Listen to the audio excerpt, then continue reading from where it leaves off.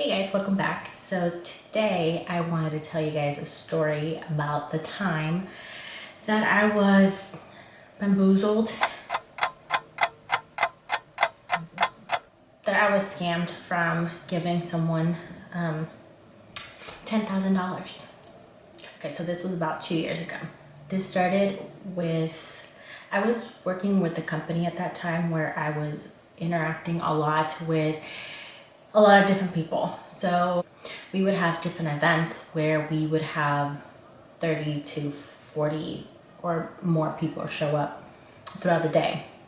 On this specific event, we had a person, and we'll call him Richard. We'll call him Richard. So I can tell that he wanted to talk to me, but at that time I just wasn't interested.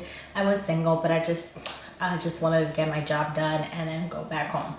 So he kept making jokes, and they were funny, so I would laugh, but I never really would pay attention to him until I was loading stuff in this van. I was putting a whole bunch of equipment away, and he comes from behind me, and I can see him walking towards me, and I'm already like, no, please don't, just leave me alone. Oh. He approaches me and he's like, hey, do you work for this company? Well, I'm wearing the shirt, carrying the equipment. I have the keys to the van, putting the equipment in the van. How'd you guess that? But, I was polite and I said, yeah, I do work for this company. Do you need anything? And he just went on to say, I just want you to know that you are the most beautiful person I have ever seen. You're so gorgeous. You're so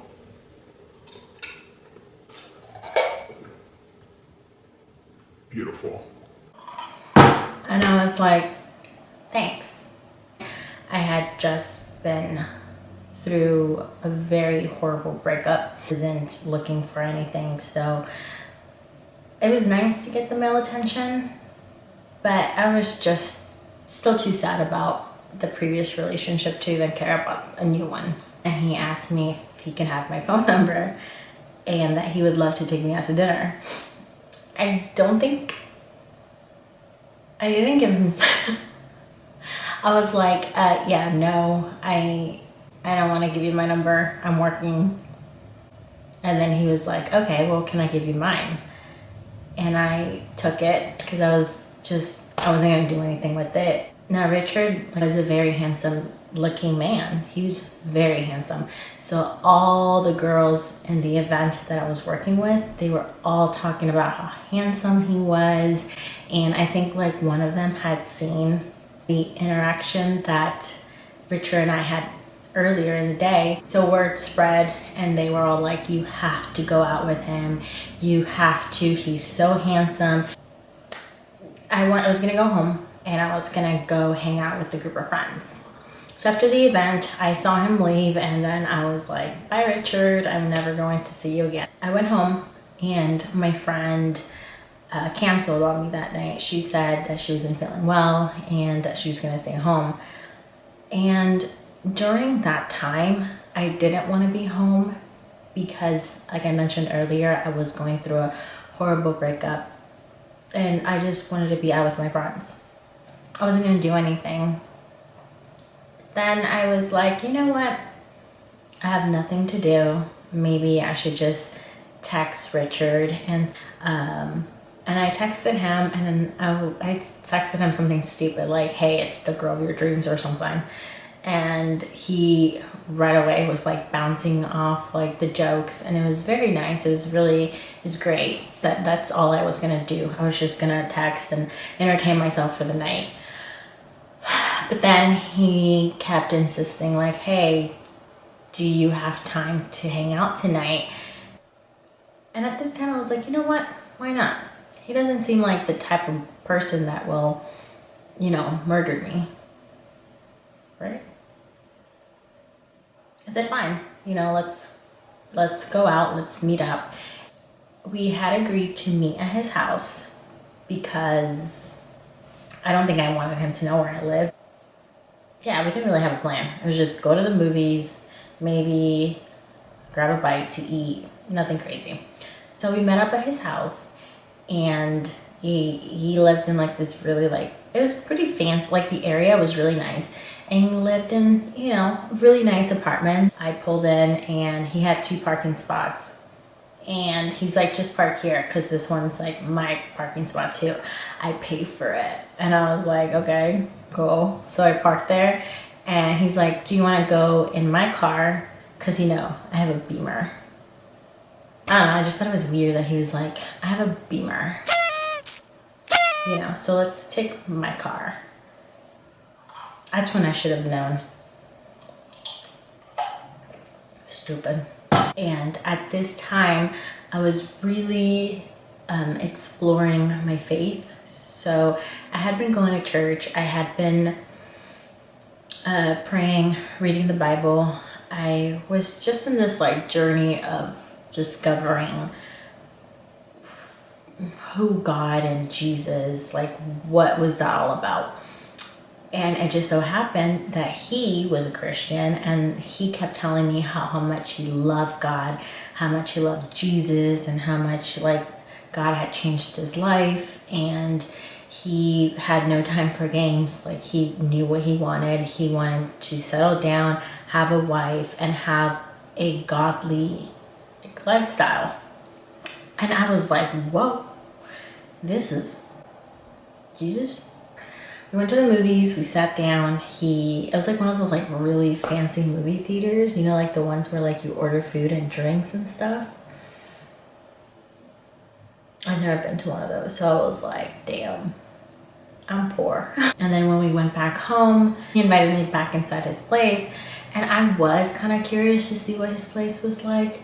I don't know, I feel like you can learn a lot from seeing what someone's place, is it messy, is it dirty, does he, you know, whatever. As soon as you go into his living room, he had like a little area where I guess like his study area, and he had a Bible that was open, highlighted, notes were taken, so you can tell like he was, you know, actually reading and studying the Bible. We're talking about just the way he sees life, the way that it was just amazing because he was older than I was too, so he had a very interesting life. He had a son, so he was telling me about him. So I was asking questions, and it was like such a good conversation. He asked me if I believed in love at first sight. And I was like, no, I don't. You know, told me that basically he knew that I was the one for him, and I really liked him. Like the past relationships that I had been very toxic. They were very just mentally, physically, emotionally toxic. They were just really toxic. I had very low self-esteem. I was just at a point where I just wanted someone to love me for, you know, without having to pretend or to be molded as the person that they wanted me to be. Like I just wanted someone just to love me for who I was. So I was very vulnerable, and I think that, anyways, I don't want to get ahead of myself, but I was at that stage. I was very vulnerable, low self-esteem, lonely. It was flattering that, you know, he felt that strong for me, and also just thinking, well, you know, he really loves God, and I'm starting to really explore that, so maybe God is bringing us together because God has seen the horrible people, just the horrible people that I had dated in the past, and now he was just like, you know, here for being faithful to me or something. I don't know.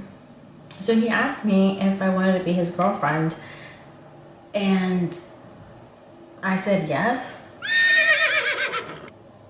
I don't know why, but I said yes. I mean, I liked him, but it was just like, it had been one date. So the next day, it was like, this is when like football was on TV. So he was just like telling me about how basically Sundays he dedicated it to his team, and he loved his team, and nothing else existed, not even his son. And I was like, okay. But it was fine because Sundays I usually would spend it with my family. So I went over to my family and we were texting back and forth. But you know, it's like that, like you're just exploring this relationship that you came into. He wasn't working at the time because he was a full-time student. And that he had mentioned that he worked for the past few years. He had worked like a lot, just accumulated money, and he had saved all his money so they can go to school, focus on just school, and not have to worry about like paying bills or paying anything. So he was set for a whole year when it came to rent. I still had a job because, you know, I was poor. So I had a job and I had to work Monday through Saturdays. I woke up and I went to work and I was, like I said, I was super excited, and he texted me good morning and I texted him, and you know, like just like, Hi, good morning, how are you? and then he disappeared for the rest of the day. So I was like, where are you? After I didn't hear from him for a while, I texted him at night and I was like, hey, are you okay?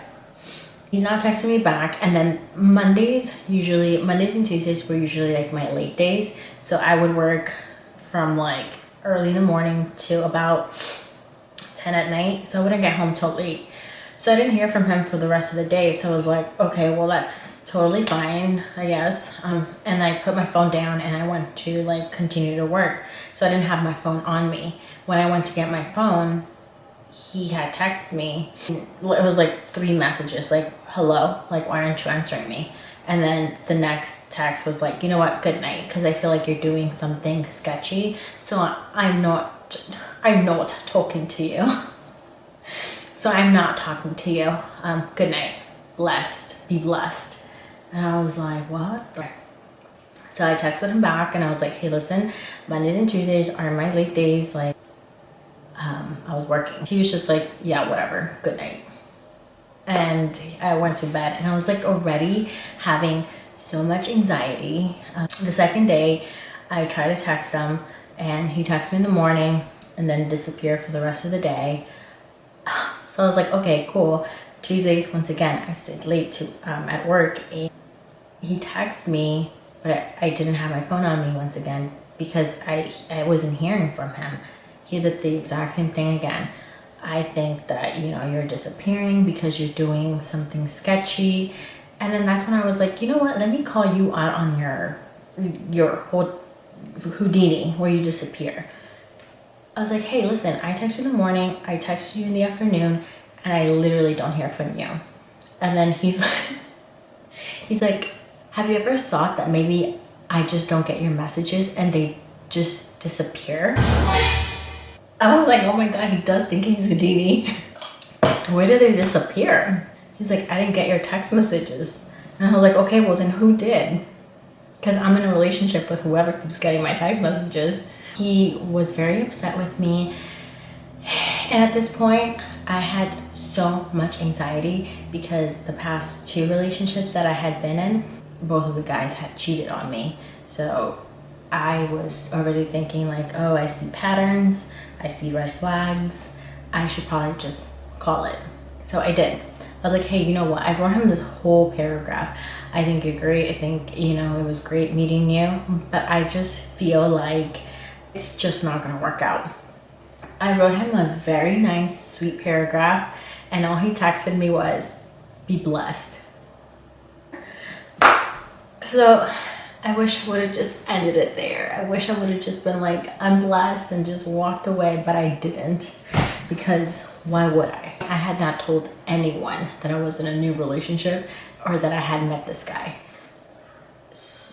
So I texted my cousin and I was like, hey, listen, this is what's going on.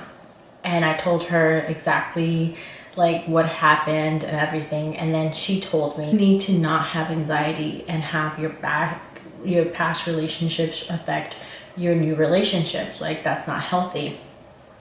So after talking to her, I decided to reach out to him and tell him that I was just I was like, hey, I really like you and I really want to try this. Can we just be friends and then see if it goes somewhere?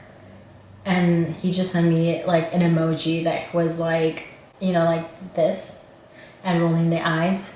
So I was like, is that a yes? Or maybe you'll get back to me? After that, it was just like a chase, like me reaching out to him, telling him like, good morning, how are you? And he would be like, good, thanks, have a good day. But the more he rejected me, the more I wanted to be there because I was stupid. And I kept telling my cousin that that's what, our relationship was like. And then she was like, hey, listen, if you want that type of relationship, that's fine. You can just be like, hey, how are you? Awesome, great.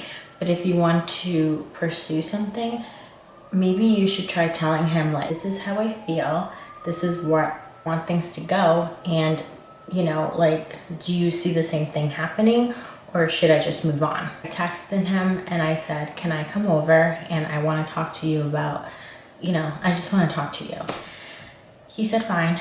So I went over to his place, and when I went inside, like, he had this table and he had books opened and like he was studying, allegedly. And I was all like, oh my gosh, he does go to school. That's why he's so busy. He told me that we basically talked it out. He said that, he can't have someone that's insecure, someone that's just going to be thinking about his past relationships, because he wasn't my ex-boyfriend. And, if we wanted to start something new, we had to trust each other. It was a really good conversation. I left this house feeling like great. So for a few days, it was nice. Like, he would text me, I would text him back, we would FaceTime, and it was cute. But also, like, he didn't really want to go out. He didn't really want to do anything. He just wanted a FaceTime call, text, and maybe like come over to the house. It was on his schedule. It was whenever it was available to him because he was busy with school. But it was also very stressful. I wasn't allowed to tell him like, hey, how come you're still not texting me back?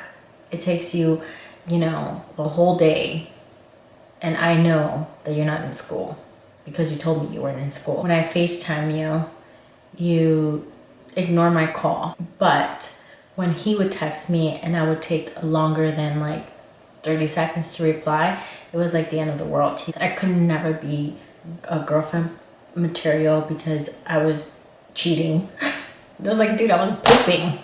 That's where I was pooping. I had to have my phone on me at all times to make sure that I never missed a phone call, a text, or a FaceTime call from him. And if I did, he would just lose it, accuse me of things and be like, I actually don't want to pursue this. And then there I would go like, no, you do. I am the woman of your dreams. Then one time we were talking on the phone and he told me that he was really wanting to get back to working like in a studio and taking acting jobs. He had this script that he wanted to produce, but that he needed like, I don't know, like thousands of dollars for him to do it. And, I was like, hey, do it. And he said something like, hey, so like, would you want to donate to this dream of mine? I was like, oh yeah, I have $5 in my wallet. Let me go get them. Donate what? It was poor. And even then I was like, you know what? I actually, if this means a lot to you, I can help you out with like $500. And he looked at me like, $500? What am I supposed to do with that? oh my gosh, $500? And somebody gave me $500? Are you kidding me? I wish somebody would give me $500. So he dropped it and then he didn't really talk about it anymore. But he would accuse me of like, you're not in this, you're not a godly woman, you're not for me. And like, I was so desperate for him to like me that I would I would do as he would say. Like, I would be there and be present, and whatever he needed, I would do. Whenever he wanted me to go and do something for him, I would. But then he asked me for money, and I was like, we were having a conversation about his script again, and he's like, so listen, I have helped out a lot of my family, and I got a loan for them. Unfortunately, I went to apply for a different loan, but they're not giving it to me because I already have this one that I'm paying, and I really want I really want to produce the script. So can you do it for me? I was at a point in my life where I was living by myself. I had bills. I couldn't get a loan. Like, what? I'm not gonna pay a loan for you. But he was like, no, what you're gonna do is you're gonna get the loan, you're gonna make the payments, but I'm paying you back. So it's like, because it can't go under my name, you're not paying it. I'm still gonna pay it, but you know, it's gonna be under your name. I said no. I wasn't comfortable with taking out such a large amount. He wanted $10,000. So he got upset. So I called him one day and I told him that I was going to help him out. I told him that. He was like super excited. He started calling me and texting me again, like super sweet. Like, he was being super grateful. He came over to my house and we did it on my computer. He was trying to look to see what I was doing. But I mean, I was really stupid back then, but not stupid enough to give him my information. So I was kind of like, no, can you move? I got approved. The money was going to go through. He was acting really sweet, calling me, texting me, FaceTiming me. However, he still didn't want to hang out. And he was super busy with the script, doing, I don't know, pitching it to people. So he didn't have time to hang out. And I believed him. It wasn't until like I texted him and I told him that the money had came through that he was like, oh my God, I'm available. Do you want to come over right now? Like, I'm at home. You know, you're welcome to come over. And at this time, I was already, like, I knew that he was using me. So hoping there was a chance that, you know, he was going to, after I gave him the loan, he was going to see how much he loved me and how much I was a good woman for him. He kept quoting scriptures saying that God doesn't like people who are selfish. Love isn't selfish, is selfless, and that if you really love somebody, you have to give them everything. And if you're not willing to sacrifice yourself for that person, then it's not real love, because the Bible says so. He's a liar. I met up with him, but I decided to only give him $6,000 and wait for the other, you know, to give him the rest of the money, just to see how he would take it. So I gave him $6,000 and I told him like, oh, my bank didn't let me take out like a large amount of money, or I gave him some story, and he was really upset. He was like, I think that's stupid. And I gave him the money. He was super excited, and then he was like, okay, thanks, bye. I still had not told anyone. I had not told anyone that I was giving him money because I felt stupid. I know I was being stupid, but I still couldn't help myself in doing it because I was that desperate to be loved by someone. And he knew that. Around that time, too, it was my birthday. He knew it was my birthday, and all he cared about was just getting the money from me. And during the weekend of my birthday, I told him, you know what, like, I'll give you the rest of the money. It finally came through. I don't know what I was thinking. I went to have dinner with my parents and my family, and it was horrible. I was just so sad that I did not want to be around other people. I don't know if you guys have ever felt that sadness, that being in the presence of other people actually hurts. It was horrible because I made it horrible. I went home, I was crying. He texted me, he's like, hey, I'm gonna swing by, pick up the rest of the money. When I went outside, he knew that I had been crying. He could visibly see me crying, but all he cared about was getting the money. And I was still stupid enough to have hope. I gave him the money, And he was like, oh, thank you. You look so beautiful. You're so sweet. But I gotta go. And I was broken. I called my cousin. I told her everything that happened. I told her that I gave him $10,000, and she was just so sad for me. And she told me that I needed to get that money back. So the next day I texted him and I told him that I wanted the money back, that I had changed my mind and I needed it back. And he replied, well, that sucks because I spent all the money already. And this had only been like, I don't know, like not even 24 hours. What? He basically said that he had paid a whole bunch of people for the script and to get this thing going, and he couldn't take the money back, and that if I wanted the money, he would have his lawyers contact my lawyers. And I was like, what lawyers? My Uncle Jose? Because I don't have lawyers. He knew who he was attacking, and he knew how to do it with fear, with pretending to love, with using the name of God because God was important to me. Like, he knew exactly what he was doing. And unfortunately, I couldn't fight back then. I prayed and I told God to take care of that, to take care of him, and I left it at his hands. Even though I'm still paying the loan, I have been given so many more blessings, absolutely so many blessings, that I know that was just my blessing. Like God said, that person, oh, I don't know what he said, but he sees it, he knows it, and he knows that came from a good place in my heart. I wish I would see him again, because I would just, I don't know, I don't even know what I would do. I probably just throw a Bible at him.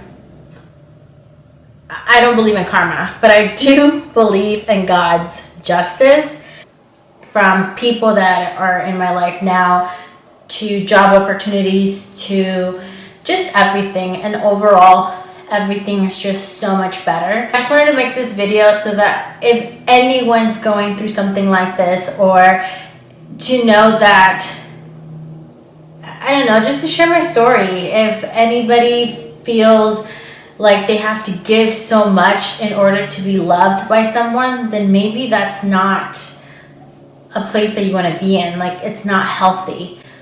No, you shouldn't try so hard to be loved by someone, and you shouldn't give something that you're not comfortable with just so that a person can potentially love you. People in general have so much to give, and then there's people that suck at life that will take advantage of that.